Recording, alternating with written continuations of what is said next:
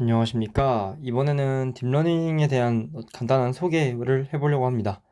이제 딥러닝이라고 하면 머신러닝의 분야 중 하나죠.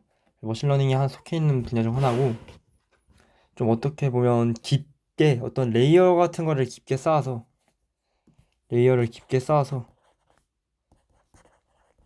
학습을 진행한다고 보시면 될 것 같습니다. 이 레이어가 뭔가 싶을 수 있을 테니, 아마 이번 시간에는 이제 MLP, 멀티레이어 퍼셉트론에 대해서 다뤄볼 예정입니다. 그래서 이 단원이 꽤 중요해요.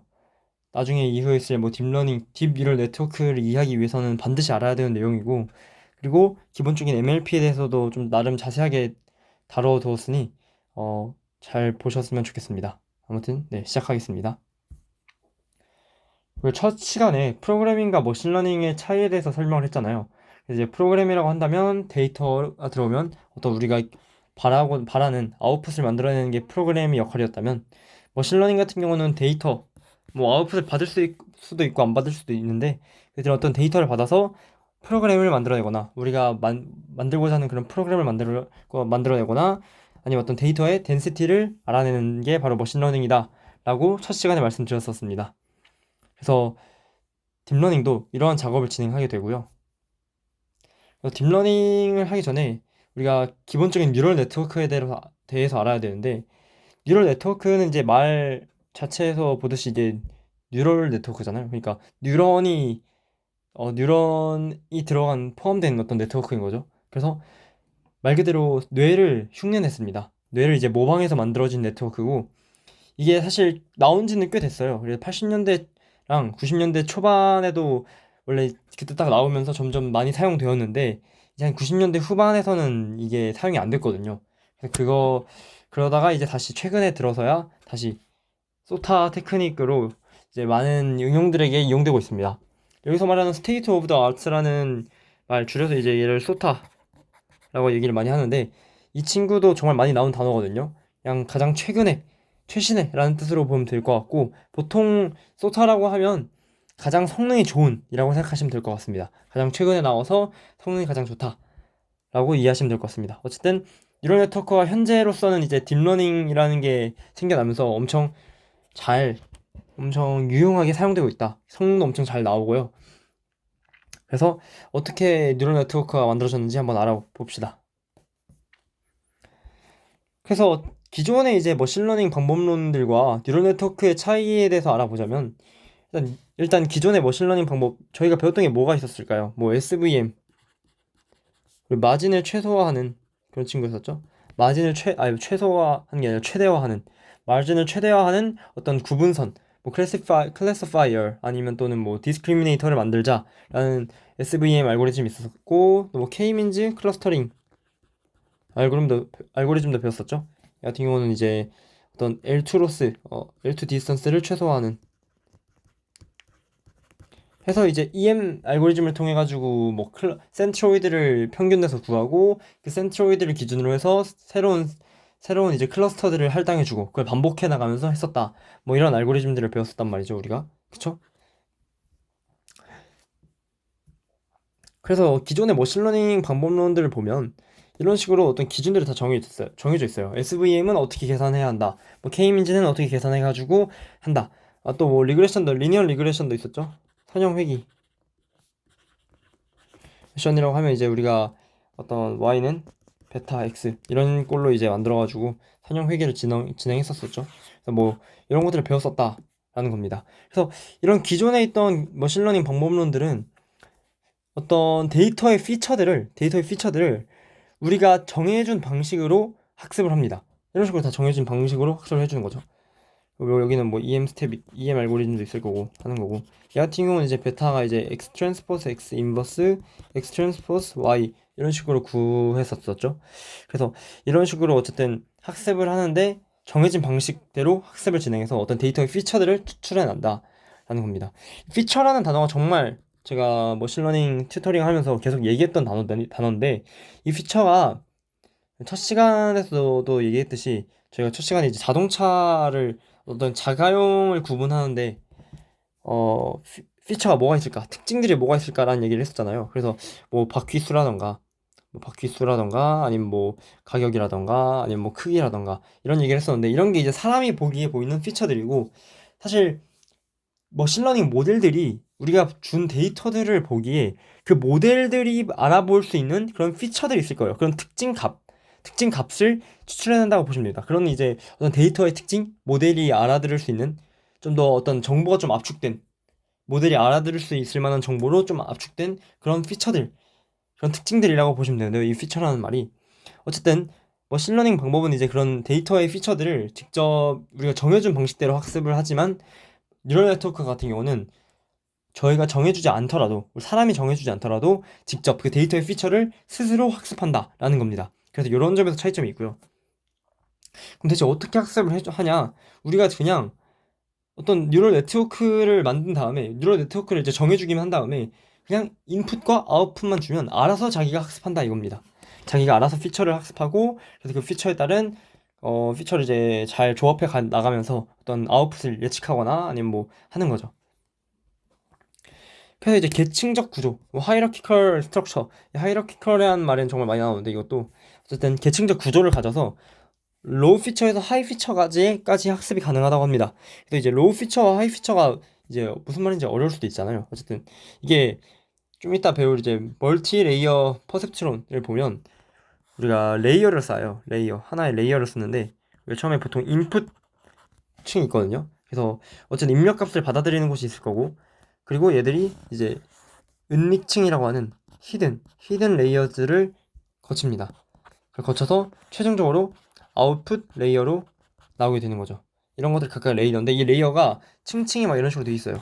그래서 얘들을 막 계속 지나가면서 이제 학습이 진행되는데, 이 레이어를 지나갈수록 이제 초반에 계속 학습을 하니까 피처들을 배워 나가거든요. 알아서 이제 스스로 피처들을 자기가 찾아서 배우는데, 그 피처들이 이제 초반에는 로우 피처고, 깊게 이 레이어가 깊어질수록 하이 피처를 배운다고 생각하시면 될 것 같습니다. 그래서 이렇게 레이어를 깊게 쌓아서 학습하는 게 딥러닝인 거고, 로우 피처, 하이 피처가 아직 감이 많이 안 오실 수도 있어요. 이게 처음이면 그러실 수 있는데, 그냥 어쨌든 이렇게 레이어를 쌓음으로 인해서 좀 더 복잡하고, 하이 피처가 보통 더 복잡하고 로우 피처가 더 단순한 피처들이거든요. 어쨌든 그런 특징들을 직접 뉴럴 네트워크가 학습을 진행하면서 추출해 가고, 그래서 이렇게 하이라키컬 이런 계층적인 구조 덕분에 이렇게 좀 단순한 특징들에서 좀 복잡한 특징들을 추출해 나간다. 그러면서 이제 더 좀 정확한, 좀 더 뭐 이전의 방식들보다는 좀 더 정확한 추론을 할 수 있게 되는 거죠.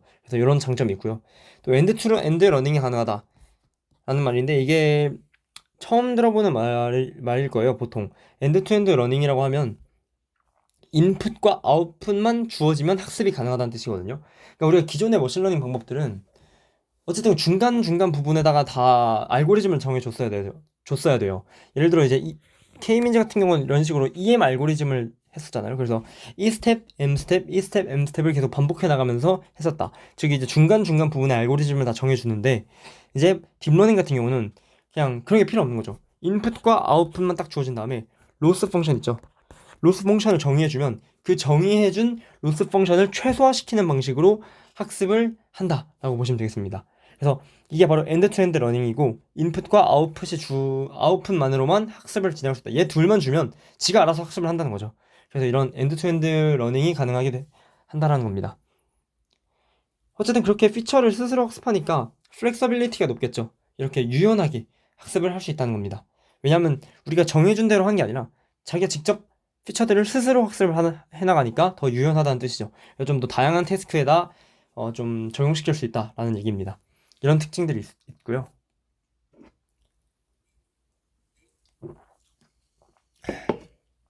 짧은 이제 뉴럴 네트워크의 역사에 대해서 알아보자면, 전자두뇌. 어쨌든 우리 뇌를 이제 어떤 전자화, 전기화, 어떤 부호화 시켜서 나타내고자 했던 노력들이 있습니다. 그래서 뭐 이런 노력들이 있었고, 그래서 그거를 토대로 이제 퍼셉트론이라는 인공 뉴런인 거죠. 인공 뉴런인 퍼셉트론이라는 게 만들어집니다. 그래서 이런 퍼셉트론을 생겨나가게 되면서 뉴럴 네트워크가 좀 시작이 되는데, 중간에 이제 XOR 프로그램이 등장합니다. 얘가 등장하면서 이제 뉴럴 네트워크의 한계가 딱 보이게 되는데요. 뒤에 다 설명할 내용이니까 일단 그렇구나 정도로만 넘어갑시다. 그래서 이런 XOR 프로그램으로 인해서 AI의 윈터가 시작됩니다. 그래서 한 70년대부터 한 90년대까지는 계속 90년대 전까지 80년대까지는 계속 AI가 좀 죽어 있다가 이제 멀티 레이어 퍼셉트론이 만들어지면서 특히 사실 MLP보다는 제가 보기엔 백 프로파게이션이 더 중요한 것 같아요. 이게 역전파 알고리즘이라는 알고리즘인데 어쨌든 그레디언트를 이용해서 학습을 한다 했었잖아요. 우리가 그레디언트 디센트를 배웠었잖아요. 그레디언트 디센트를 배웠었는데 이 그레디언트 디센트를 어떻게 적용시킬 수 있을까? 그런 퍼셉트론들에 있어서 그래서 이런 거 학습 방법을 제안하면서 다시 한번 딥러닝이 떠오르기 시작합니다. 어쨌든 이 딥러닝이 뉴럴 네트워크가 떠오르기 시작하고 중간에 이제 SVM이 또 등장하긴 하는데 이게 서포트 벡터 머신 저희가 배웠던 거죠. 그래서 서포트 벡터 머신이 등장하긴 하는데 어쨌든 좀 한계가 있었다. 어쨌든 한계가 좀 있었는데 이제 이런 MLP가 좀 더 발전을 하면서 딥 뉴럴 네트워크라는 게 등장하면서 이제 딥러닝의 황금기가 시작되는 거죠. 지금까지도 계속 이어지고 있는데 어쨌든 그래서 인공지능의 황금기가 계속 시작됩니다. 지금 엄청 떠오르고 있죠. 어쨌든 인공지능이 뉴럴 네트워크 덕분이라고 보시면 될 것 같고 그래서 정말 기본적이고 근본적인 내용이니까 잘 배워가시면 좋을 것 같습니다. 이런 간단하게 역사를 살펴봤고요. 처음에 퍼셉트론부터 알아봅시다. 이제 퍼셉트론은 뉴럴 네트워크의 가장 기본적인 단위라고 보시면 돼요. 기본적인 단위고 얘가 이제 뉴런을 본따 만든 거거든요. 우리가 이제 제가 물론 생명을 뭐 그렇게 자세히 배우진 않았지만 뉴런이 이런 형태잖아요. 그래서 각각 뉴런마다 뉴런이 있고 이 뉴런이 뭐 전기 신호를 줘가지고 다음 뉴런에게 신호를 보내고 그럼 그 받은 신호를 받은 뉴런이 또 정보를 이제 수합해서 또 다른 뉴런한테 신호를 보내고 이런 식으로 이게 반복되잖아요. 그러면서 뭐 마지막에는 뭐 눈에다가 최종적으로 뉴런이 눈에다가 이제 신호를 줘서 우리는 뭐 시각 정보를 또 처리하고 또 다시 눈에서 이제 뇌로 들어가서 시각 정보를 뇌에서 또 처리하고 이런 걸 계속 반복하잖아요. 뉴런들을 거치면서 그런 것처럼 이런 퍼셉트론에 있는 노드들이 하나의 뉴런이라고 보시면 될 것 같습니다. 이런 노드들이 있고요. 노드들이 뉴런이라고 보시면 아니고 퍼셉트론이 하나의 노드라고 보시면 되겠습니다. 그래서 지금 보시면 이런 것들이 어떻게 보면 입력들인 거죠. 입력들. 그래서 이 부분이 이제 인풋 노드라고 보시면 되겠습니다. 이 부분이 인풋 노드고 이 부분은 바이어스예요. 바이어스라고 하면 어쨌든 일부러 우리가 입력 값을 그대로 받아들이는 게 아니라 어느 정도의 좀 바이어스를 좀 주는 거죠. 좀 더 안정한 학습을 위해서. 그냥 그 정도로만 알고 계시면 될 것 같고 이 바이어스가 뭔 역할을 하는지는 그냥 인풋 값만을 받아들이는 게 아니라 어느 정도 좀 진동을 준다라고 보시면 되겠습니다. 그래서 이렇게 바이어스도 주고 인풋 뭐 노드들도 좀 인풋을 받아들이고 그리고 각각의 이제 인풋 값과 바이어스 값마다 가중치가 존재하거든요. 그런 가중치들이 존재하고 그 가중치들이 이제 곱해진 다음에 더해진 얘가 결국 아웃풋입니다. 그래서 이 부분이 아웃풋 노드가 될 거고 그래서 이런 식으로 인풋 값과 가중치들의 곱의 합이라고 보시면 되겠습니다. 그래서 인풋 노드의 가중합인 거죠. 가중합을 내서 이제 거기다가 이제 바이어스를 추가한 게 최종적으로 이렇게 될 겁니다. 최종적인 이제 뉴럴 네트워크 Y의 아웃풋의 값이 되는 거죠. 그래서 원래는 이제 바이어스라고 하면 이런 식으로 돼야 되거든요. 이렇게 여기가 가중치, 입력값, 바이어스인데 얘를 이제 벡터 폼으로 하나 한 번에 쓰는 거죠. 원래 이거 둘 다 벡터인데 이런 식으로 여기 트랜스포즈가 있어야죠. 얘는 둘은 벡터, 얘는 스칼라, 얘도 스칼라입니다. 어쨌든 그래서 그 다음에 프라임으로 쓸게요. x 프라임 벡터 이런 식으로 표현하기 위해서 이제 이런 식으로 표현할 수 있단 말이에요. 그럼 이제 w가 트랜스포즈 쓸까요? 트랜스포즈라 쓰면 w 프라임이 w에다가 1만 추가된 거고요. x 프라임은 x에다가 바이어스가 추가됐다고 보시면 될 것 같습니다. 그래서 이제 어쨌든 얘를 이제 열벡터죠. 이거 사실 열벡터로 되어 있으니까 원래 이렇게 써야 되는데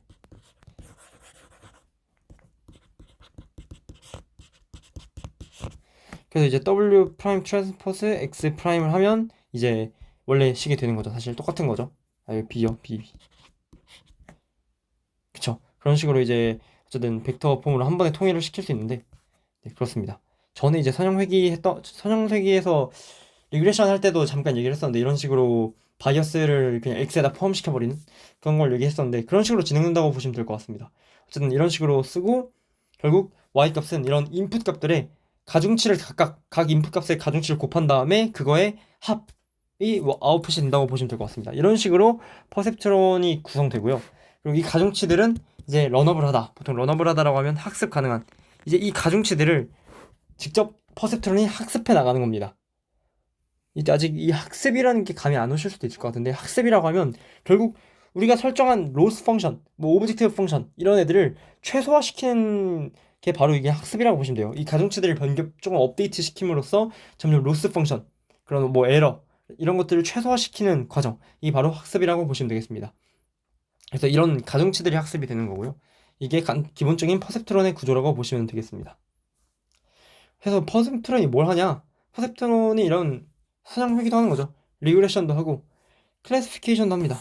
클래시피케이션을 하면 이제 보통 이제 어떤 기준을 정해서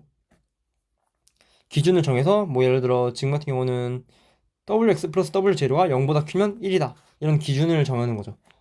그래서 사실 클래시피케이션은 리그레션 한 다음에 그냥 부호에 따라서 나눠준 거라 결국 원리 자체는 똑같습니다. 거기에 이제 이 부호로 나눠준다고 하면 이제 얘를 논리니어 펑션으로 인해서 됐다고 보시면 될 것 같은데, 이건 좀만 이따 뒤에서 얘기하도록 하겠습니다. 어쨌든 이런 식으로 wx 플러스 w0라는 걸 계산을 해서 이렇게 리그레션을 계산하든, 이 값을 이용해서 뭐 어떤 특정 값 범위에 있다면 그 범위에 있는 클래스로 바꿔주는, 그래서 이런 클래시피케이션을 하기도 한다라고 보시면 되겠습니다. 시그모이드라는 함수로 많이 사용하는데 좀 이따 액티베이션 펑션에서 좀 자세히 얘기할게요. 어쨌든 이 시그모이드 펑션은 이런 식이다 라고 보시면 될 것 같습니다. W 트랜스포스 X가 여기서 말하는 O가 이제 W 트랜스포스 X거든요. 그래서 결국 1 플러스 2의 마이너스 X분의 1이라고 보시면 될 것 같습니다. 시그모이드가 함수가 시그모이드 함수 SX라고 나타내면 이런 식으로 생겼다라고 보시면 될 것 같고, 네, 그래서 이런 식으로 이 시그모이드 함수를 추가해서 클래시피케이션을 진행한다고 보시면 될 것 같은데, 이 얘기는 좀 더 자세히 뒤에서 다루도록 할게요. 그래서 퍼셉트론이 이제 뭐 하나의 아웃풋만 낼 수도 있지만 여러 개의 아웃풋이 있을 수 있잖아요. 그래서 뭐 여러 개의 아웃풋인 경우는 이런 식으로 쓸 수 있다. 그래서 각각에 대한 yi에 대해서는 이게 지금 보면 ij가 j에서 i로 가는 가중치라고 보시면 될 것 같거든요. 이 j가 이제 x고 i가 y니까, 그래서 jy 한 다음에 그 xj를 곱해주고, 그래서 yi에 대한 가중치 yi와 xj를 연결해준 가중치인 yij를 곱해줘서 그거에 대한 합을 나타낸 다음에 거기다가 바이어스 텀 더해줘야죠. 이거 뭐야 이거. 이게 원래 wi0인데 이게 바이어스 텀이 되는 겁니다. 제가 이게 레이텍을 잘못 썼네요. 언더바를 써야 되는데 원래 이렇게 첨자를 하려면 언더바를 썼는데 플러스를 써버려가지고 이런 오타가 난 것 같습니다. 어쨌든 그래서 이런 식으로 각각에 있던 y 출력 노드들, 여기가 다 아웃풋 노드들이거든요. 아웃풋 노드들을 하나하나 값들을 이런 식으로 정해줄 수 있다라고 보시면 될 것 같습니다. 그래서 얘를 이제 매트릭스 폼으로 확장시키면 이렇게 되겠죠. 뭐 x라고 하면 x는 이제 d 플러스 1 차원이겠죠. d에다가 바이어스 텀까지 해서 d 플러스 1 차원이 될 거고, y 같은 경우는 지금 보면 k 차원이잖아요. 그럼 w는 k by d 플러스 1 차원이 되겠네요. 괜찮죠? 그래서 k by d 플러스 1의 차원을 가지게 된다. 그래서 이런 식으로 매트릭스 폼으로도 나타낼 수 있습니다. y를 하나의 벡터로 보고요.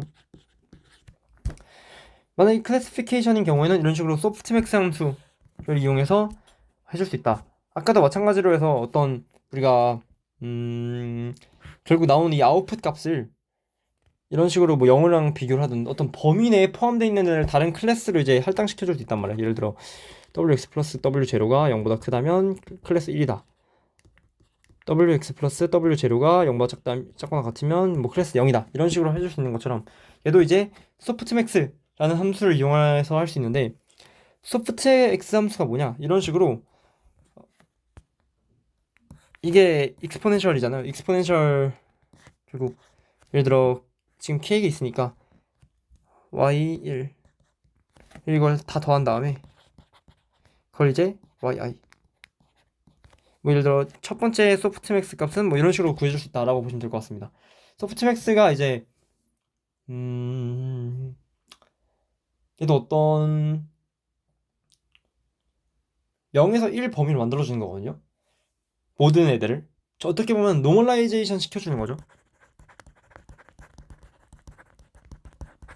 막 마음대로 우리가 막 분포화되어 있는 애들, 분포되어 있는 애들 우리가 수리통략 아니면 뭐 확률론 입문에서 배웠던 것처럼 x 뮤 시그마를 해주면 얘가 z로 바뀌잖아요.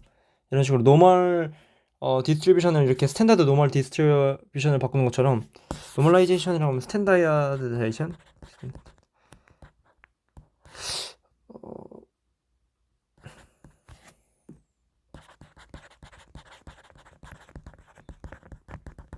뭐 이런 식으로 정교화 시켜준다라고 보시면 될 것 같습니다. 이런 식으로. 그래서 모든 이제 값의 범위가 막 퍼져 있는데 얘를 이제 익스포넨셜을 취해서 다 양수로 만들어준 다음에 그 양수로 만들어준 애들을 다 더한 다음에 다 더하면서 이제 합을 만들어주고 합에다가 원래 있는 값을 나눠주는 거죠. 원래 있는 값을 다 나눠주면 각각에 대한 어떤 비율이 나올 거란 말이에요. 소프트맥스가. 그래서 얘를 좀 정교화시켜준다. 어쨌든 0과 1 사이로 넣어주신다고 보시면 될 것 같습니다. 그런 y1부터 yk의 값을 그래서 각각에 대한 비율을 계산해 주는 거라고 보시면 될 것 같고 이 소프트맥스라는 함수가 그래서 소프트맥스를 거쳐서 이런 식으로 다 비율을 해주죠. 그래서 뭐 예를 들어 뭐 마이너스 1, 막 3, 5, 1, 6, 9, 막 이런 식으로 있다 치면 얘가 이제 소프트맥스 값이 결과값이 제일 클 거고 왜냐면 값이 가장 크니까 얘가 이제 가장 작겠죠. 그쵸? 그런 식으로 이제 소프트맥스 함수가 계산을 하게 됩니다. 그래서 그 중에서 이제 소프트맥스 값이 가장 큰 애를 그의 클래스로 선택을 하는 거죠. 이런 식으로 이제 클래시피케이션도 진행할 수 있다. 이게 무슨 말인지 이해가 안 되실 수 있는데 간단하게 예시를 보자면 우리가 0, 1, 2, 3, 4, 5 클래스가 있다고 칩시다. 각각 이제 그냥 아웃풋 노드들이 이렇게 있다고 칩시다. y1, y2, y3, y4, y5고요. 각각에 대한 이 아웃풋 노드들이 1, 2, 3, 4, 5번이 각각 클래스 1, 2, 3, 4, 5에 해당한다고 칩시다. 이 클래스 1번, 2번, 3번, 4번, 5번이다. 라고 하면 예를 들어 결과가 뭐 이런 식으로 나왔어요. 그러면 이제 소프트맥스 물론 그냥 기본적으로 봐도 9가 제일 크긴 한데 소프트맥스 함수를 취해줘서 얘를 뭐 종교시켜줄 수 있는 거죠. 예를 들어 뭐 얘는 0.19 얘가 이제 0.1 될 거고 얘는 뭐 0.15 될 거고 뭐 얘가 0.6 0. 맞춰야 되는데 저거 계산하려면 뭐 이가 될 거고요. 그럼 얘 좀 줄여야 되는데 마이너스 0.1 하고 한 4로 줄일까요? 6, 7, 8 그러니까 0.2가 되겠죠? 그럼 좀 이상해지는데 그럼 1로 합시다. 예. 어쨌든 이런 식으로 된다고 하면 소프트맥스 값이 얘가 제일 크니까 결과로는 세 번째 우리가 클래시피케이션의 판단을 할 때 세 번째 클래스에 해당되는구나. 이 인풋 값이 인풋을 넣어주고 그게 이제 아웃풋 값의 결과가 이렇게 나왔다면 이제 소프트맥스를 취해준 다음에 그 중에서 가장 큰 애를 선택해서 걔 클래스다 라는 식으로 분류를 할 수 있다는 겁니다. 그래서 이런 식으로 클래시피케이션이 진행된다고 보시면 될 것 같아요. 뭐 리그레션이면 그냥 이 y 값을 그대로 쓰는 거고 그래서 이렇게 될 수 있다. 이게 간단한 기본적인 퍼셉트론인데 퍼셉트론이라고 보시면 될 것 같습니다. 그래서 학습은 이제 우리가 에러를 정의해 주는 거죠. 로스 펑션인데 어떻게 보면 얘네들이 에러를 정의해서 에러가 곧 어떻게 보면 그냥 우리가 회귀에서 선형 회귀에서 됐듯이 결과값의 예측값을 뺐다고 했잖아요. 이거의 제곱을 통해서 이제 저희가 전에 했었는데 이런 식으로 에러를 정의했었잖아요. 기억나실지 모르겠는데 리그레션 그 슈퍼바이스드 러닝 파트에서 했었는데 어쨌든 그런 식으로 한 건데 여기도 마찬가지예요. 여기서 R이라고 하면 이게 결국 얘가 이제 그라운드 트루스 실제 값인 거고 이 T는 제곱이 아니라 T번째 데이터라고 보시면 되겠습니다. T번째 데이터다. 그걸 의미하는 거라 이거 제곱이 아닌 점 이제 참고하시면 될 것 같고 Y는 이게 우리가 예측한 에스티메이티드 값이죠. 우리가 퍼셉트론에 의해서 나온 결과값. 얘가 아웃풋 값이죠. 그래서 이제 y는 이제 w 트랜스포즈 x니까 이렇게 된 거고 이거는 마찬가지로 10번째 데이터다라는 의미입니다. 그래서 제곱을 그거의 차를 이제 제곱해준 거라고 보시면 되고 그게 이제 에러다라고 정의를 하는 거죠. 이 2분의 1은 이제 미분하면 2가 밖으로 나가니까 그거 상수 없애주려고 그냥 곱해준 거라 사실 에러에는 상수를 곱해줘도 상관없거든요. 그래서 그런 식으로 곱해줬다 2분의 1은 미분 후에 계산이 편하려고 곱해준 거다라고 보시면 될 것 같고, 이제 우리가 전에 그레디언트 디센트를 이용해서 파라미터를 업데이트 시킨다고 했었잖아요. 그래서 W를 이제 원래 있던 W에다가 델타 W를 빼줘서 그레디언트의 반대 방향으로 이제 학습이 진행되도록 로스 펑션에 있어서 그런 식으로 이제 진행되도록 보는데, 그때 이제 델타 W를 이런 식으로 구한다. 이 미분하면 나오는 값이거든요. 미분해서 이게 그레디언트 값이고, 얘는 이제 러닝 레이트입니다. 학습률. 얘는 이제 하이퍼 파라미터여서 우리가 기준을 정해줘야 되는 거죠. 그래서 얘를 통해서 학습을 조금씩 이 W를 바꾸면서 가중치를 변화시키면서 학습이 진행된다고 보시면 될 것 같습니다. 그래서 러닝 레이트는 이제 전에도 얘기했듯이 우리가 로스 펑션이 이렇게 생겼으면 이 지점에서부터 점점 내려가는 거잖아요. 이 내려가는 크기를 이제 러닝 레이트인 거고, 크기를 정의하는 게 이 러닝 레이트인 거고, 각각 이렇게 내려간다와 내려가면서 이 로스 펑션의 그레디언트 기울기를 따라서 내려가면서 학습이 진행된다고 보시면 되겠습니다. 그럼 최종적으로 에러는 계속 감소하겠죠. 이런 식으로 파라미터를 업데이트 시킨다면. 그래서 이런 식으로 어쨌든 학습이 진행된다고 보시면 될 것 같습니다. 그래서 클래시피케이션 같은 경우는 좀 다르죠. 리그레션 같은 경우는 이런 식으로 하면 되지만, 클래시피케이션 같은 경우는 어떤 어떤 그라운드 트루스라는 R 값이 없잖아요. 그래서 이거 같은 경우는 레이블만 있으니까, 기존에 이제 리그레션 같은 경우는 이 R 값이 컨티뉴어스한데 클래시피케이션은 디스크리트하니까 얘를 좀 바꿔줘야 돼요. 그래서 어떻게 바꿔주냐, 우리가 전 시간에서 배웠던 크로스 엔트로피를 이용해서 써줍니다. 정보 이론, 인포메이션 티오리에서 얘기했었죠. 이런 식으로 크로스 엔트로피를 통해서 로스 펑션을 구성해 줍니다.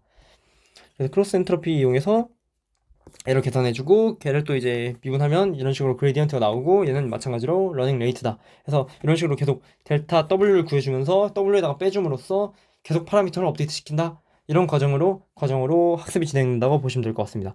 이게 퍼셉트론이 하나일 때, 싱글 퍼셉트론일 때. 지금 같은 경우는 이제 싱글 시그모이드 아웃풋이잖아요. 이거 하나일 때인 거고, 만약에 클래스가 좀 여러 개 있다 하면 이제 소프트맥스를 이용해 주는 거죠. 아까처럼 이게 소프트맥스 함수잖아요. 보시면 이제 이걸 단순하면 exp 함수에다가 어떤 그 해당하는 exp 함수를 해준 거니까, 이런 소프트맥스 함수를 이용해서 클래스가 여러 개일 때는 이런 식으로 진행을 해주신다고 보시면 될 것 같습니다. 마찬가지로 얘도 크로스 엔트로피를 이제 이전에 우리가 썼던 거는 이제 바이너리 크로스 엔트로피인데, 정확히는 이제 바이너리 두 개밖에 없으니까 이거 같은 경우는 그냥 크로스 엔트로피를 이용해서 로스를 정의했고, 그래서 마찬가지로 그레디언트 디센트 할 때 요 변화 델타 W도 이런 식으로 구해줄 수 있다. 미분해가지고 구해주면 되는 거라 이런 식으로 계산할 수 있다라고 보시면 되겠습니다. 그래서 학습은 이렇게 진행이 되고요. 알고리즘은 이렇습니다. 그냥 처음에 가중치 초기화 해주고 반복을 하는 거죠. 언제까지? 이제 컨버전스 할 때까지, 수렴할 때까지 반복을 해주고요. 그래서 처음에 뭐 아웃풋을 계산해 주는 거죠. 아웃풋 계산해 주고 소프트맥스 취해서 한 다음에 이런 식으로 W에다가 이런 그레디언트에 러닝 레이트 곱해줘가지고 계속 뭐 가중치에다가 빼줘가지고 학습을 한다라고 보시면 될 것 같습니다. 지금 보시면 예,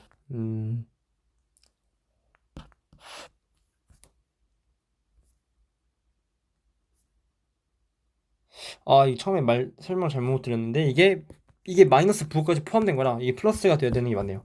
네, 여기가 플러스 되는 이유가 이게 제 마이너스까지 곱해져가지고 이렇게 계산이 된 거라, 어쨌든 이렇게 더해져가지고 된다고 보시면 되겠습니다. 원래 이제 그레디언트 디센트가 그거잖아요. W를 어떻게 업데이트 시키는 거냐, 파라미터를 W에다가 러닝 레이트 곱해주고 그레디언트, 이게 나블라 해가지고 W 로스 펑션 이런 식으로 해주거든요. 이게 로스 펑션이고, 얘가 이제 그레디언트라는 뜻이거든요. 이 나블라가 이제 미분해줬다는 뜻이고, 로스 펑션이고, 그 로스 펑션의 파라미터에 따른 파라미터 관점에서 미분한 값, 얘가 그레디언트가 되는 거고, 이게 러닝 레이트, 그 다음에 여기가 기존의 파라미터니까 이런 식으로 학습을 진행한다. 이게 이 뜻입니다. 그래서 여기가 이제 그레디언트 디센트 거죠. 여기가 이제 소프트맥스를 지어지는 거고, 네, 여기가 이제 우리가 퍼셉트론 계산이라고 보시면 되겠습니다. 퍼셉트론 계산한다, 여기가. 됐죠? 그래서 이런 식으로 알고리즘이 구성된다 라고 간단하게 보시면 될 것 같네요. 그래서 예를 들어서 이제 엔드라는 친구를 봤을 때 학습이 어떻게 진행될까 하면 이제 학습 결과가 이렇게 나온다는 거죠. 대표적인 예시인 거고, 지금 보면 엔드면 둘 다 1일, 지금 인풋 노드가 두 개 있잖아요. 그러면 x1과 x2가 둘 다 1일 때만 1이 나와야 되고 나머지는 다 0인 거죠. 그래서 지금 표를 보시면 이런 식으로 1일 때만 1이고 나머지는 다 0인 걸 볼 수 있는데, 지금 보시면 퍼셉트론이 이렇게 구성되어 있고 가중치가 지금 플러스 1, 플러스 1, 마이너스 1.5면 각각 00 넣으면 0 나오고 01 나오면 0 나오고 10 나오면 0 나오고 11 나오면 1 나온다 라는 것을 보실 수 있을 겁니다. 그래서 지금 보면 이게 뭐냐면, 이건 이제 스텝 펑션인데 보통 이런 식으로 퍼셉트론의 결과값만 이용하지 않고 이런 식으로 액티베이션 펑션 또는 뭐 논리니어 펑션을 사용해 가지고 결과값을 내기도 하거든요. 그래서 얘 같은 경우는 0보다 크면 1, 뭐 0보다 작으면 0이다 라는 식인 거죠. 그래서 예를 들어 이거 직접 계산해 보면 지금 x1에 대한 가중치가 1이고 x2에 대한 가중치가 1이잖아요. 그래서 1 플러스 1 계산하면 1 플러스 1 마이너스, 지금 바이오스가 있고 바이오스는 1.5 마이너스 1.5니까 해주면 0.5라서 얘가 0보다 크니까 1이다. 예를 들어 00 넣어주면 00 1.5니까 0보다 작죠. 그럼 얘는 이제 0이 되는 거죠. 얘는 1이 되는 거고, 이런 식으로 결과를 지어서 하실 수 있다라고 보시면 될 것 같습니다. 그래서 엔드 같은 경우는 이런 식으로 학습이 진행되겠죠. 만약에 학습을 한다면 이런 식으로 결과가 나올 거고, 근데 아까도 말했듯이 XOR은 안 돼요. XOR은 저런 퍼셉트론 가지고는 안 됩니다. 지금 보시면 이 네 조건을 만족시켜야 한단 말이에요. XOR이 뭐죠? 달라야만 1이고 둘이 달라야 1이고 같으면 0이다 라는 거잖아요. 그래서 이 네 가지 조건을 만족을 시켜야 되는데 이 네 가지 조건을 만족시킬 수 있는 W0와 W1, W2가 없다. 지금 요 구조, 똑같은 구조에서 얘가 이제 W0인 거고 W1인 거고 W2인 거죠. 그래서 이 W1, W0, W1, W2가 없다라는 겁니다. 이런 경우가 불가능해서 뭐야, 퍼셉트를 만들었는데 안 되네, XOR 같은 거 못 푸네, 그러면서 망한 겁니다, 그 당시.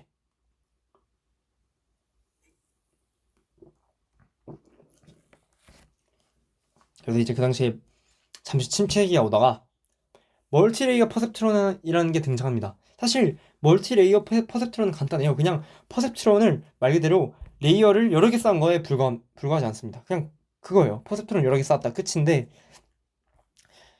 이게 왜 중요했냐, 막 이제 학습을 그럼 어떻게 해야 될까가 문제예요. 학습을 그럼 대체 가중치를 업데이트를 어떻게 시켜야 될까인데, 기존에서는 그냥 바로 미분하면 나왔거든요. 이런 식으로 미분하면 나왔는데, 뭐 이런 식으로 미분해가지고 계산을 해주면 됐는데, 여러 개 쌓이면 이제 어렵다는 거죠. 여러 개 쌓이면 이제 어려워졌는데, 그걸 이제 백프로파게이션이라는 방법으로 이제 가중치를 계속 업데이트 시켜줍니다. 그 방법이 이제 등장하면서 멀티레이어 퍼셉트론도 의미가 있어지는 거죠. 어쨌든 그렇다고 보시면 될 것 같고, 지금 오른쪽에 있는 그림은 예시입니다. 두 개의 레이어만 쌓았고요. 지금 보시면 여기가 인풋층인 거고 여기가 히든인 거죠. 여기가 아웃풋입니다. 아웃풋 레이어, 히든 레이어, 인풋 레이어. 어쨌든 그래서 지금 뭐 퍼셉트론이 하나, 두 개 쌓였다라고 보시면 될 것 같고, 근데 이걸 3레이어라고 하기도 하죠. 왜냐면 이게 아웃풋 레이어, 히든 레이어, 인풋 레이어니까 레이어 3개니까 3레이어라고도 볼 수 있는데, 이건 뭐 숫자는 그렇게 중요한 게 아니니까 어쨌든 여러 개 쌓았다라고 보시면 될 것 같습니다. 그래서 계산은 똑같아요. 그냥 여기 계산이랑 똑같아서 이제 X 인풋 노드로부터 얻은 이 Z 부분이 있을 거고, 그 Z로부터 다시 한번 Y를 똑같이 계산해 줍니다. 그래서 지금 보면 W가 있고요. 여기도 마찬가지로 얘도 가중치거든요. 각각의 Z에서 Y로 가는 가중치라서 똑같이 YI도 이런 식으로 계산이 된다고 보시면 될 것 같습니다. 근데 이제 ZH에 조금 다른 점이 있다면 이 시그모이드 함수가 있다는 거죠.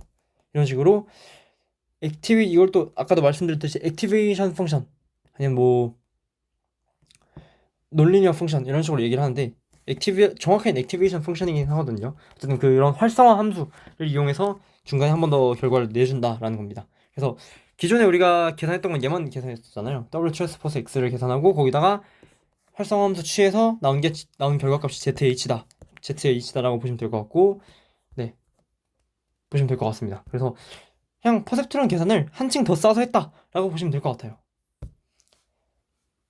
그래서 중간중간에 이런 액티베이션 펑션이 있는데, 이건 이제 그냥 노드에 있는 아웃풋을 한 번 더 계산해주는 역할을 합니다. 마지막 최종적으로 계산을 해주고, W 트랜스포스 X만이 끝나는 게 아니라 거기다 한 번 더 액티베이션 펑션을 취해주는 거죠. 그래서 이제 논리니어 펑션을 주로 이용하는데, 이걸 왜 비선형 함수를 사용했냐는 뒤에서 얘기할 거고요. 그래서 그 종류는 보통 이런 대표적으로 뭐 스텝 펑션, 시그모이드 이런 게 있습니다. 그래서 스텝 펑션이라고 한다면 아까도 말씀드렸듯이 0보다 크면 1이고 0보다 작으면 0이다. 이런 식으로 할 수 있을 거고, 시그모이드 같은 경우는 이런 식으로 함수가 계산이 됩니다. 이런 함수를 이용해서 계산이 되고요. 생긴 거는 이런 식으로 생겼거든요.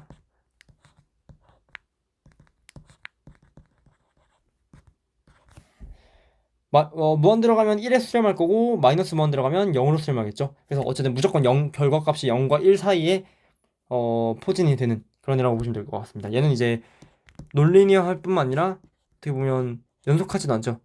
컨티뉴어스 하지 않죠. 컨티뉴어스 하지 않는 애고, 얘는 이제 컨티뉴어스 하는 친구고. 그래서 이런 애들이 있다. 그 외에도 뭐 탄젠트, 하이퍼볼릭 탄젠트 이런 애들이 있는데 뒤에 가서 좀 더 얘기하기로 하고요. 어쨌든 그렇다. 뭐 이런 애들이 있어요, 대표적으로. 그래서 이런 애들을 이용해서 이 최종 결과값에다가 한 번 더 그런 함수들을 감싸준다. 뭐 스텝 펑션이 되었든 뭐 시그모이드가 되었든. 보통 시그모이드 이런 식으로 시그마 쓰거든요. 시그마 x로 표현을 하는데, 어쨌든 뭐 이런 식으로 액티베이션 펑션이 있다, 중간중간에 있다라고 보시면 될 것 같습니다. 그럼 왜 우리가 굳이 논리니어 펑션을 사용할까요? 왜 그러냐면, 사실 리니어 펑션을 계속 컨비네이션 해봤자 결국 하나의 리니어 펑션과 같지 않습니다. 뭔 말이냐면, 우리가 가중치를 이 x 앞에다 아무리 많이 곱해줘도 이 가중치들을, 이게 다 선형 결합이잖아요. 전산 수학에서 배우셨겠지만 이게 다 선형 결합이죠. 리니어 컨비네이션인데, 쟤들 아무리 많이 곱해봤자 어차피 하나의 매트릭스로 축소될 수 있습니다. 그냥 어차피, 왜냐면 이 w를 n부터 w1까지 계산하는 걸로 하면 얘랑 얘 하나나 그냥 지금 뭐 n 개수나 똑같잖아요. 그래서 사실 의미가 없습니다. 그렇기 때문에 우리가 논리니어 펑션을 써가지고 이런 식으로 이제 a라는 논리니어 펑션을 쓰면, 이게 이렇게 쌓아버리면 w1 곱해주고, 그 다음에 a 활성화함수 씌워지고, 그 다음에 w2 곱하고, 거기에 또 활성화함수 씌워지고, 거기다 w3 곱하고, 이런 식으로 해주면 이게 뭐 하나의 뭐 이런 식으로 안 바뀐단 말이죠. 그렇기 때문에 우리가 논리니어 펑션을 사용해서 좀 더 복잡한 구조를 만들어낸다고 보시면 될 것 같습니다. 지금 보시면 이 W는 가중치를 아무리 많이 쌓아도, 그러니까 우리가 멀티레이어 퍼셉트론을 그냥 단순하게 이 논리니어 펑션 없이 그냥 무제한으로 계속 쌓는다고 생각해 봐요. 그러면 사실상 이 W를 그냥 쌓는 거랑 똑같은 거고, 그런 거는 의미가 없다 이거죠. 왜냐면 하나의 가중치, 이 가중치들의 결국 최종 곱들이 다 하나의 퍼셉트론으로 똑같기 때문에, 결국 이 논리니어 펑션을 사용해서 이 논리니어 펑션을 액티베이션 펑션으로 사용함으로써 레이어를 여러 개 쌓는 게 의미가 생긴다는 거죠. 그래서 얘도 정말 중요하니까 알아두시면 될 것 같습니다. 정말 중요해요, 정말.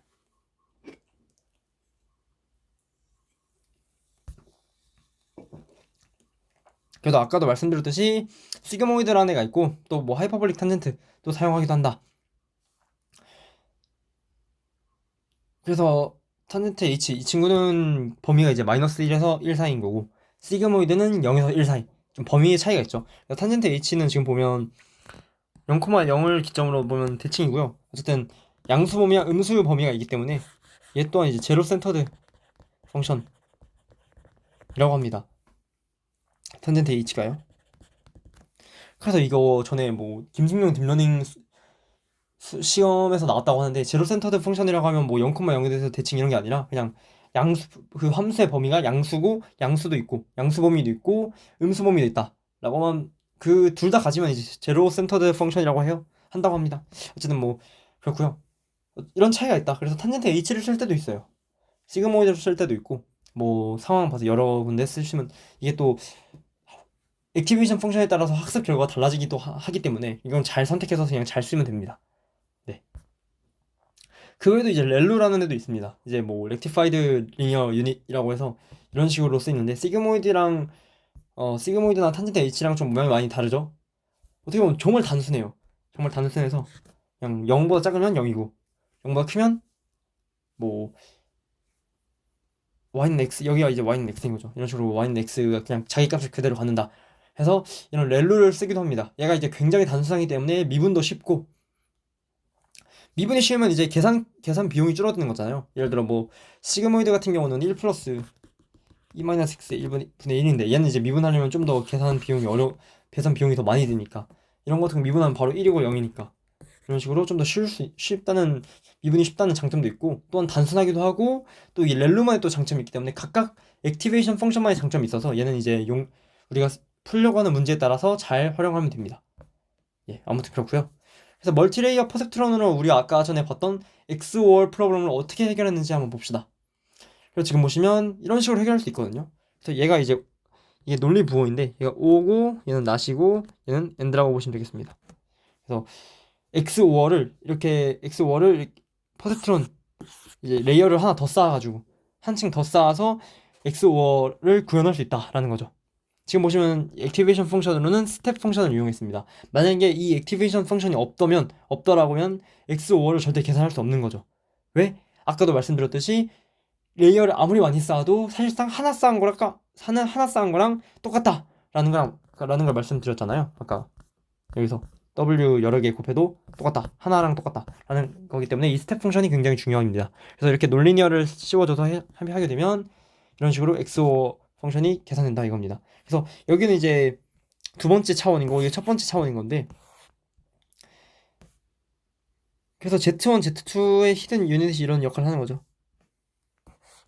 Z1, Z2가 이런 역할을 하는 거고, 또 Z1, Z2에 대한 새로운 축으로 본다면 이제 이게 Y가 되는 거고, 결과값이 Y로 Y로 나타내지겠죠. 예. 그래서 이런 식으로 된다라고 보시면 될 것 같습니다. 이런 거 직접 한번 계산해 보시면 돼요. 예를 들어 뭐 x1이 0이고 1이다 하면 지금 가중치가 다 나와 있잖아요. 뭐 계산해 볼까요? x1이 0이고 x2가 1이다 하면 z1은 어떻게 될까요? z1은 지금 보면 마이너스 0.5 바이어스 값이고 0 곱해주면 0 사라질 테니까 마이너스 1 곱해주면 마이너스 1이니까 마이너스 1.5가 되겠죠. z2는 마이너스 0.5에 0에 플러스 1이 될 테니까 얘는 0.5가 되겠죠. 그럼 지금 보시면 스텝 펑션으로 인해서 얘는 0이 되겠죠. 왜? 0보다 작으니까. 얘는 1이 되겠죠.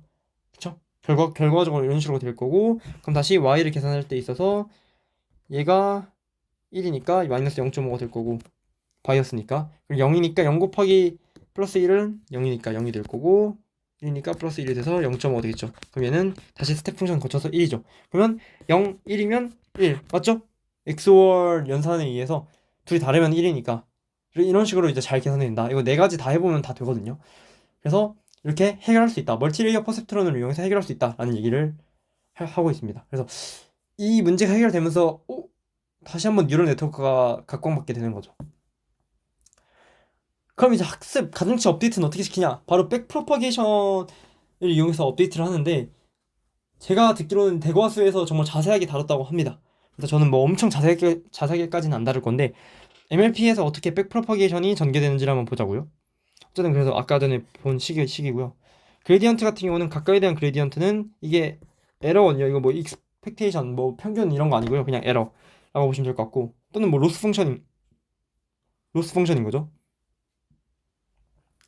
그래서 우리가 만약에 이 WHJ라는 가중치에 대한 그레디언트를 구하고 싶다 하면 이 에러를 WHJ에 대해서 편미분해 주면 되죠. 편미분해 주면 되는데 체인 룰에 따라서 이런 식으로 나눠질 겁니다. 그래서 각각에 대한 미분값을 계산해 주면 돼요. 그레디언트 값을 각각에 대해서 계산해 주면 되는 거라 이게 나중에 이제 저 같은 경우는 김현희 교수님의 딥러닝 수업에서는 이 백프로파게이션 값을 직접 계산을 했거든요.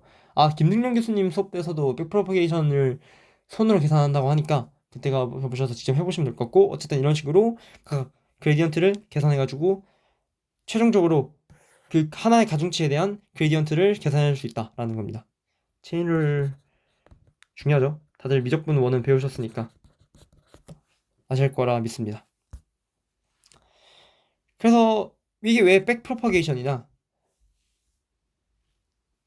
뒤로 주는 거죠. 우리가 에러 값을 이용해서 초기의 가중치 값을 업데이트 시켜주는 거니까 원래는 이제 x라는 인풋 값이 들어오면 걔를 이제 가중치와 잘 곱한 다음에 액티베이션 펑션 취해줘서 하나의 값을 내고 거기다가 이제 또 그걸 가지고 다음에다가 가중치를 또 곱해주고 가중치 곱해줘가지고 더하면 아웃풋 값이 나오는 거잖아요. 여기서 뭐 여기다가 뭐 액티베이션 펑션을 곱해줘도 되고 액티베이션 펑션을 취해도 되고 안 취해도 되고 어쨌든 그런데 이런 과정이 포워드 과정이란 말이에요. 이런 식으로 가는 과정이 인풋에서 아웃풋으로 가는 과정이. 근데 이제 아웃풋에서 인풋으로 가는 과정 그 반대가 바로 백워드 과정인 거죠. 이런 식으로 결국 그 다음에 이제 이 나온 아웃풋 값을 토대로 해서 에러를 계산해 주는 거죠. 에러를 이런 식으로 계산해 줘서 지금 보시면 요거는 이 x는 그냥 데이터들이라고 보시면 될 것 같습니다. 우리 인풋 값들이 데이터. 그래서 데이터들이 주어지면 거기에 대한 w와 v가 가중치잖아요. v는 여기에 해당하는 가중치고 w는 여기에 해당하는 가중치. 그래서 그 가중치들에 대한 에러가 이런 식으로 계산이 될 거고 그 에러 값을 통해서 각각에 대한 그레디언트를 계산해 주는 거죠. 이런 v라는 가중치에 대한 그레디언트를 계산해 주고 또 한 번 더 미분을 해서 잘 계산을 하면 w라는 가중치에 대한 그레디언트를 계산해 주는 거죠. 그 다음에 얘를 통해서 바로 업데이트를 해주는 거죠. 그런 원래 기존에 있던 가중치에서 업데이트를 해줘서 이런 과정, 이 백워드 방향의 일련의 과정을 이제 백프로파게이션이라고 보시면 될 것 같습니다. 역전파, 한국말 영적파라고 하는데 원래 이제 우리가 포워드 방향을 이제 반대로 해서 이런 그레디언트의 흐름을 전달해 준다 라고 보시면 될 것 같습니다. 이런 식으로 파라미터 업데이트를 한다 라고 보시면 될 것 같아요. 이런 식으로 이제 학습이 진행됩니다. 그래서 이제 리그레션 리서치를 보면 이 플러스가 이제 실제 데이터들이고요. 이 검정색 선들이 이제 결과인 거죠. 그래서 이런 식으로 리그레션 데이터들이 있고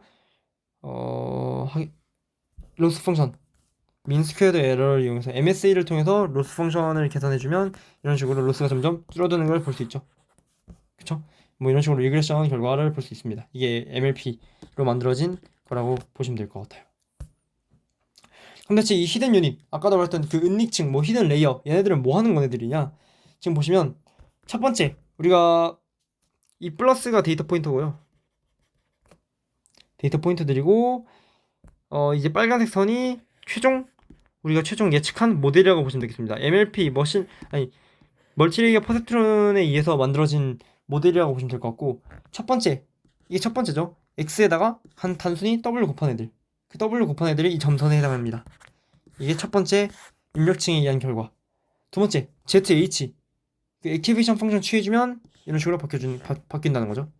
뭐 시그모이드가 됐든 뭐 탄젠트 H가 됐든 뭐 여기서는 스텝 펑션은 안 쓰겠죠. 왜냐면 그거는 컨티뉴어스 하지 않으니까 스텝 펑션은 안 쓸 거고 어쨌든 뭐 탄젠트 H나 시그모이드를 이용해서 액티베이션 취해주면 그거고 그 액티베이션 취해진 거에다가 또 한 번 가중치를 곱해준 애들 걔가 바로 이런 식의 점선이 될 거고요. 결국 얘네 둘의 합이 얘가 되는 거죠. 왜? 저희가 아까 읽어했잖아요. 그래서 얘네 둘의 결국 얘네들의 합이 최종 아웃풋이 되는 거고 그 아웃풋을 더해줬더니 이런 식의 이런 모양의 최종 모델이 만들어진다라는 겁니다. 그래서 이런 식으로 히든 유닛이 기능을 한다고 보시면 될 것 같아요. 그런 은닉층은 이제 모델이 직접 학습을 하는 거고 그런 점에서 좀 뉴럴 네트워크가 신기한 거죠. 그래서 여기도 정말 중요한데 히든 레프레젠테이션 여기도 정말 중요한데 여기도 정말 잘 이해를 해야 돼요. 이게 정말 두루뭉술한 개념이거든요. 정말로 그냥 개념이에요. 개념. 우리가 이해하기는 어려워요. 왜냐면 이게 히든 리프레젠테이션이 컴퓨터가 알아들을 수 있는 표현 방식이기 때문에 그냥 이런 개념 정도만 이해하고 넘어갑시다. 그래서 이게 뭐냐면 MLP가 결국 이런 히든 레이어는 히든 유닛이 자기 스스로 어떤 걸 배우잖아요. 어떤 뭐 논리니어 베이시스 펑션을 통해서 그 어떤 액티베이션 펑션을 통해서 스스로 배우잖아요. 학습을 하는데 그 학습을 통해서 얻어진 애들을 이제 그런 학습을 통해서 얻어진 애들을 우리가 뭐 코드 또는 뭐 인베딩 이런 식으로 얘기를 하거든요. 그래서 그런 코드 또는 뭐 인베딩 이런 애들이 히든 스페이스, 어떤 그 히든 레이어 안에 있는 공간, 히든 레이어의 공간에서의 그 유닛만의 표현 방식, 레프레젠테이션 방식이라고 보시면 될 것 같아요. 그런 레프레젠테이션 방식을 사실 데이터를 계속 받아들이면서 로스 펑션 계산하고 그거에 따른 그레디언트로 통해서 파라미터 업데이트 시키면서 자기가 점점 학습이 되는 거죠. 이 레프레젠테이션들이요. 그래서 이런 히든 레프레젠테이션들을 나중에 이용할 수 있다. 이걸들을 이제 점점 은닉층, 그 히든 레이어들이 점점 깊게 쌓여가면서 자기가 점점 더 복잡하게 학습을 진행할 거고, 그러면서 점점 더 그 데이터에 대해 이해를 할 거고, 그게 나중에 최종 결과값에 그 결과값을 계산하는데 반영이 된다는 거죠. 그래서 중요한 게 뭐냐? 사실 이러한 인베딩들이 다른 태스크에서도 적용이 될 수 있어요. 예를 들어 우선 한 태스크에서 학습을 진행해서 만든 인베딩, 이런 히든 리프레젠테이션들이 다른 태스크에 이용될 때도 이 히든 리프레젠테이션이 이용될 수 있다는 거죠. 그걸 이제 트랜스퍼 러닝이라고 하는데, 아직은 이게 조금 이해가 어려우실 수도 있을 것 같아요. 그냥 단순히 생각해서 뭐냐면, 사람의 입장에서 생각해 봅시다. 우리가 어...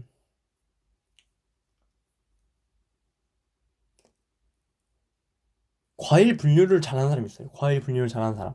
그럼 이제 과일 분류를 잘하는 그 사람은 그 과일들만의 특징을 담수하겠죠. 뭐 사과는 뭐 꼭지가 달렸어. 뭐 사과는 이런 식으로 빨간색이야.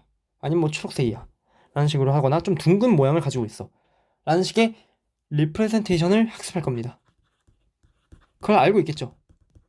아니 뭐 피처라고 해도 되고요. 이것들을 나중에 이런 특징들을 이용해서 사과 품종 분류하는 사람이 이런 특징들을 그 뭐 사과 뭐 과일 분류를 잘하는 사람들한테 이 특징을 배워가지고 이 특징 분류하는 방법을 배워가지고 사과 품종 분류하는 전문가가 이 특징들을 사용할 수 있다라고 보시면 될 것 같습니다. 그래서 마찬가지로 딥러닝 모델도 어떤 과일 분류를 잘하는 딥러닝 모델이 학습한 이런 리프레젠테이션이나 피처들, 히든 레이어들에 있는 걔네들의 직접 계산한 그런 리프레젠테이션이나 피처들을 이용해서 사과 품종을 추출해내는데, 사과 품종을 구분해내는 어떤 딥러닝 모델을 새롭게 만들 수 있다는 거죠.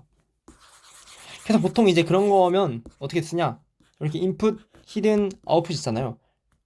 인풋, 히든, 아웃풋 있으면 기존에 있는 모델을 여기를 그냥 갖다 떼워요. 사실 여기까지 갖다 떼웁니다. 갖다 떼워가지고 그대로 써요. 이 부분을 I와 H를 거기다가 좀만 더 붙여줘요. 좀만 더 뭐 히든 그냥 그대로 써도 그대로 쓰기도 하는데 어쨌든 좀만 더 붙여서 MLP를 좀만 더 붙입니다. 히든 레이어를 좀 더 추가해서 아웃풋을 쓰는 거죠. 그래서 이 부분은 그냥 그대로 쓰는 거예요.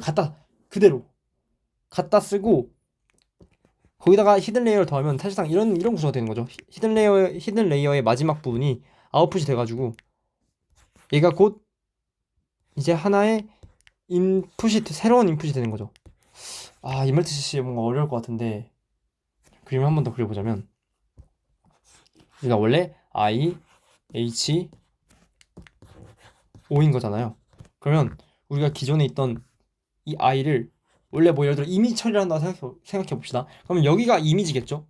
근데 이 인풋을 이미지로 쓰는 게 아니라 원래 기존에 있던 모델에 이 IH 부분을 여기다가 이미지를 넣고 최종적으로 히든 레이어의 마지막 층에 있는 얘를 가져와서 인풋으로 사용한다고 보시면 돼요. 그 다음에 또 한 번 히든 레이어를 돌려주고 거기서 나오는 이제 결과값을 최종적으로 사용한다 이겁니다. 그럼 우리는 결국 여기만 학습시키면 되거든요. 여기는 갖다 쓰니까 여기만 학습시키면 돼요. 그래서 이런 것들이 뭐 트랜스퍼 러닝 아니면 트랜스퍼 러닝이라고 보시면 될 것 같습니다. 전위 학습이라고 하죠. 전위 학습.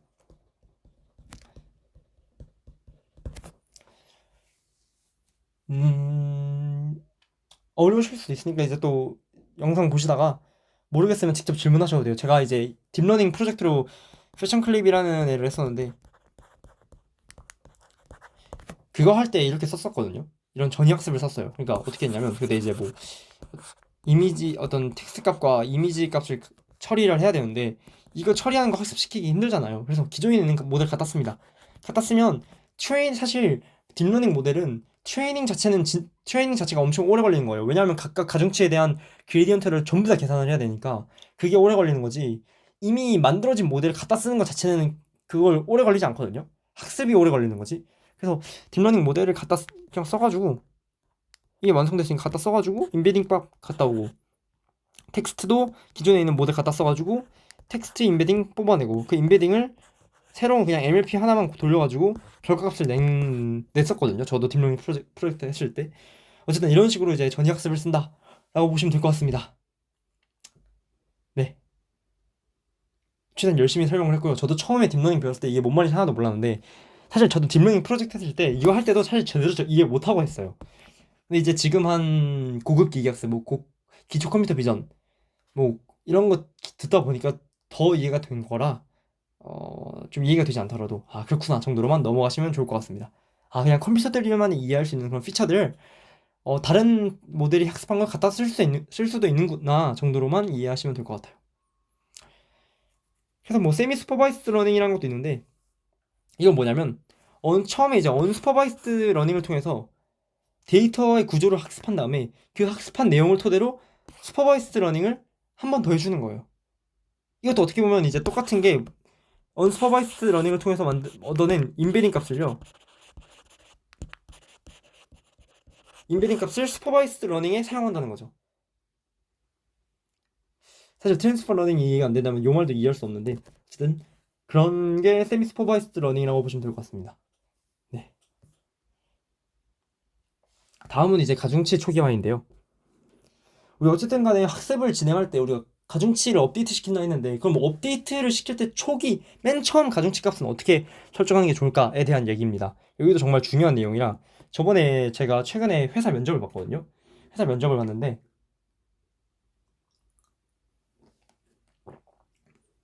이런 가중치 초기화에 관한 내용을 물어보더라고요. 그래서 이 내용도 정말 중요해서 넣어봤습니다. 그래서 방식이라고 한다면 그냥 상수, 컨스탄트로 정의하는 거죠. 다 똑같이 제로로 한다든가 0으로 한다든가, 아니면 똑같이 작은 값으로 정의한다든가, 또는 이런 랜덤 넘버, 그냥 무작위 값을 이용해서 할 수 있을 겁니다. 한번 볼까요? 맨 처음에 가중치 초기화를 다 0으로 한다고 칩시다. 0으로 초기화를 하면 지금 보시면 여기 있는 가중치 값이 다 0이 되는 거죠. 그쵸? 0이 되어버리면 무슨 문제가 발생하냐? 학습이 안 됩니다. 학습이 왜 안 되냐? 우리가 학습을 그레디언트 디센트를 이용해서 한다 했잖아요. 그럼 결국 그레디언트를 계산을 해야 되는데, 지금 그레디언트 계산해 보면 0이에요. 그냥 왜? 가중치가 0이니까. 가중치가 0이니까 그레디언트도 0이고, 그레디언트가 0이면 우리가 그레디언트를 그 기존 파라미터에다가 그레디언트를 빼줬잖아요. 빼줘가지고 업데이트 시켰다, 새롭게. 이 과정을 거쳐야 되는데 얘가 0이니까 당연히 가중치가 안 변하겠죠. 그러면 가중치는 계속 0이에요. 학습이 안 되죠. 이걸 로컬 그레디언트라고 하면 여기 부분의 그레디언트를 얘기하는 거고, 글로벌 그레디언트라고 하면 그냥 전체. 어쨌든 한 단계냐 두 단계냐 차이라서, 어쨌든 간에 결국 그레디언트가 0이다. 가중치를 전부 다 0으로 설정하면 계속 학습이 진행이 안 된다 라고 보시면 될 것 같습니다.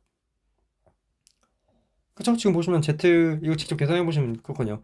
Z가 W 트랜스포즈 X인데 그걸 X에 대해서 미분을 하면 W 나올 거고, 그럼 다시 0이니까 사실 그레디언트가 없는 거죠. 그래서 그레디언트가 0이기 때문에 학습이 진행되지 않는다. 그래서 0으로는 초기화하면 안 되고, 그렇다면 이제 작은 값으로 초기화를 한다고 칩시다. 그럼 문제가 뭐냐면 시메트릭 해줘요.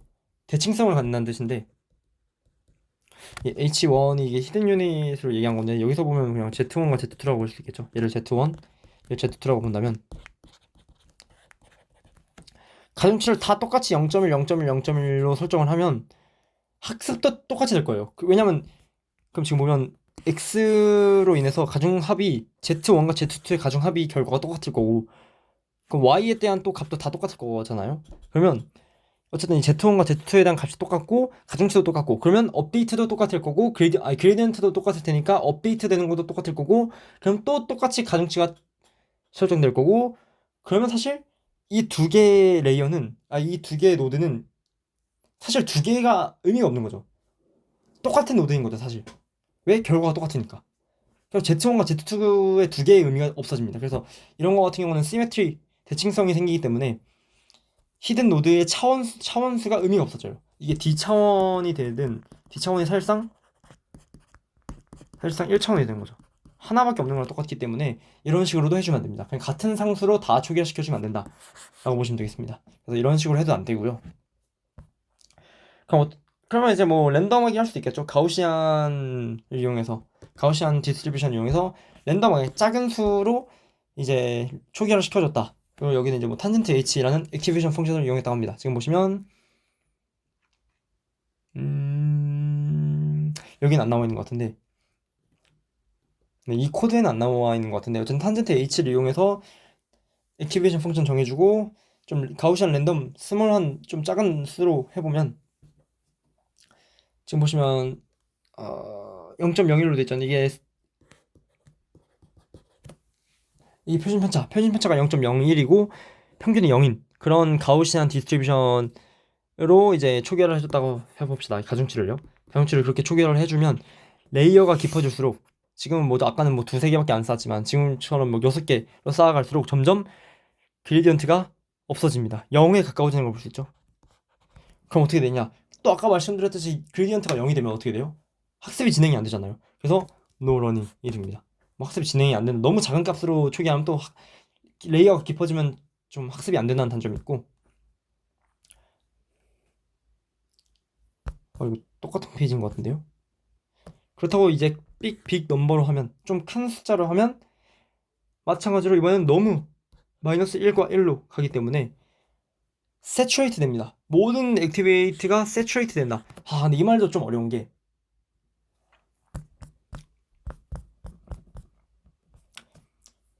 일단 첫 번째로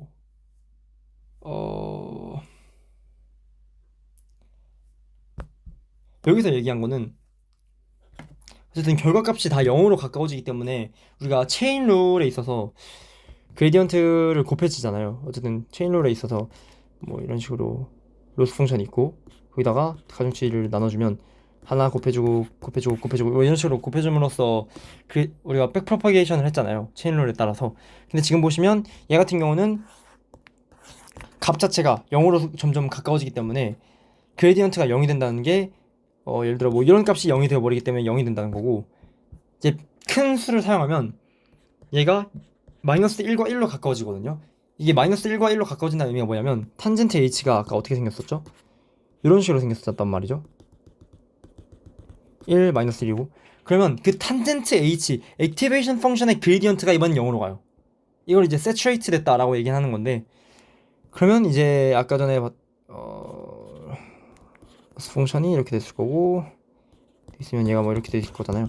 그러면 아까 여기가 0으로 됐다면 이번에는 이제 액티베이션 펑션의 그레디언트 요 부분이 0이 되기 때문에 어쨌든 곱해버리면 다 0 되잖아요. 그래서 얘도 마찬가지로 결국 그레디언트 자체가 0이 되기 때문에 학습이 되지 않는다 라는 얘기입니다. 그래서 사실 이것도 적당히 해줘야 돼요. 그러니까 물론 정답은 이제 또 어렵긴 한데, 적당히, 너무 작아서도 안 되고, 지금 보시면 이번엔 표준편차를 0.0으로 설정했더니 이렇게 된 거죠. 너무 작아서도 안 되고 너무 커서도 안 된다 라는 겁니다. 그럼 대체 어떻게 해줘야 되냐? 그거에 대한 걸로 이제 제비어 이니셜라이제이션인데, 이거는 김승용 딥러닝 시간에 안 배웠다고 하더라고요. 어떤 초기화 방법에 대한 내용이라 좀 넣어봤는데, 이건 이제 이런 식으로 표준 편차를 인풋 디멘션으로 나눠줘서 얘를 이제 표준 편차로 정하는 거죠. 인풋 디멘션에 인풋 디멘션 분의 1이라는 값으로 표준 편차를 정해서 해주면 얘는 이제 좀 잘 된다. 적당히 스케일 된다라는 겁니다. 너무 작지도 않고 너무 크지도 않고 적당히 잘 된다라는 거예요. 이게 이제 탄젠트 h일 때인데, 또 뭐 액티베이션 펑션의 렐루를 사용하면 지금 보시면 얘는 좀 안 좋고 얘는 좀 안 좋아서, 정확히는 표준 편차가 요거죠. 그쵸. 네, 요거 루트를 까먹었네요. SQRT가 있으니까 루트를 씌워준, 어쨌든 얘를 곱해준 거고, 얘 같은 경우는 거기다가 이제 인풋 디멘전에다가 2를 곱해준 거에다가 루트를 씌운 애를 이용해서, 이게 사람 이름인 거죠. 이거 영어 히가 아니라 이런 식으로 읽는 것 같은데 사람 이름인데, 어쨌든 이 제비어도 사람 이름이고 이 사람의 초기 방식인데 이제 액티베이션 펑션을 렐로로 사용하면 1을 곱해줘가지고 해준다 합니다. 1을 곱해줘서 해준다 합니다. 얘는 뭐 1을 곱해주고. 근데 이런 거는 그냥 참고하시면 될 것 같아요. 어쨌든 초기화 방법에 대한 얘기거든요.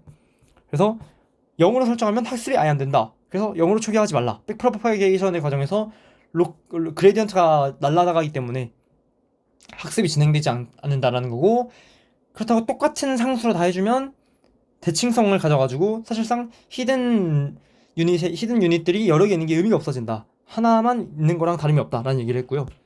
그래서 랜덤으로 하자. 랜덤으로 하면 어느 정도 괜찮지만 그런 문제는 앞에도 뭐 학습이 안 된다거나 대칭성을 갖는다거나 이런 문제는 안 생기지만 레이어가 깊어지면 깊어질수록 문제가 생길 수 있다.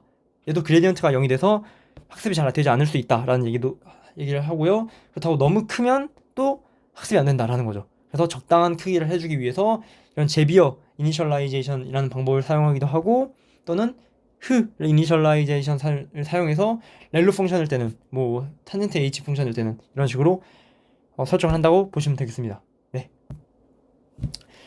그래서 다음 시간에 배우게 될 이제 딥 뉴럴 네트워크는 히든 레이어를 여러 개 쌓는 거죠. 아까는 그냥 하나였잖아요.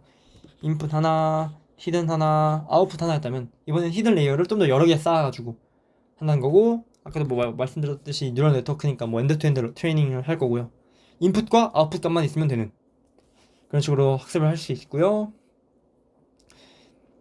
그리고 이런 어떤 추상적인 레프레젠테이션, 아까도 말했듯이 이런 히든 레프레젠테이션을 이런 음lik층이 쌓아질수록 점점 더 이제 학습을 한다는 거죠. 그런 레프레젠테이션이 아까 처음에 말했듯이 로우 투 하이라고 했었잖아요. 이 부분이 로우 피처를 학습할 거고, 점점 이 레이어가 깊어질수록 하이 피처를 학습한다는 거죠. 그래서 사람의 기여 없이, 사람의 기여를 많이 하지 않고도 이런 리프레젠테이션을 알아서 잘 학습할 거다라는 장점이 있습니다. 그래서 그리고 이제 기본적인 이런 펑션들은 그냥 더 단순한 펑션들로부터 계산된다라는 게 장점이죠. 어떻게 보면 단순해요. 그냥 가정치 곱해주고 액티베이션 취해주고, 가정치 곱해주고 액티베이션 취해주고, 이거 반복하는 게 끝이에요. 그 전에 뭐 SVM 하면 막 계산이 복잡했잖아요. 엄청. 그런 게 하나도 필요 없이 그냥 단순한 계산이 그냥 계속 쌓여 있는 것뿐이다 라고 보시면 되겠습니다. 그래서 다음 시간에는 딥 뉴럴 네트워크에 대해서 좀 더 자세히 다뤄보고자 합니다. 예, 여기까지고요. 그래서 내용이 좀 어려울 수 있어요. 저도 딥러닝 처음 공부했을 때 무슨 말인지 이해를 많이 못하기도 했고, 근데 제 생각에는 지금 여기 이번 강의에 담은 MLP에 담은 내용은 정말 거의 다 담았다고 보시면 될 것 같거든요. 정말 중요한 내용들을 정말 많이 담았어서, 혹시 뭐 강의를 듣다가 질문이 좀 생긴다, 모르는 부분이 있다 하면 그냥 편하게 질문하세요. 뭐 이메일이든 카톡을 남기든 편하게 질문해 주시면 될 것 같습니다. 네, 그래서 여기까지 이번 강의 마치도록 하겠습니다. 질문 있으시면 편하게 해주세요.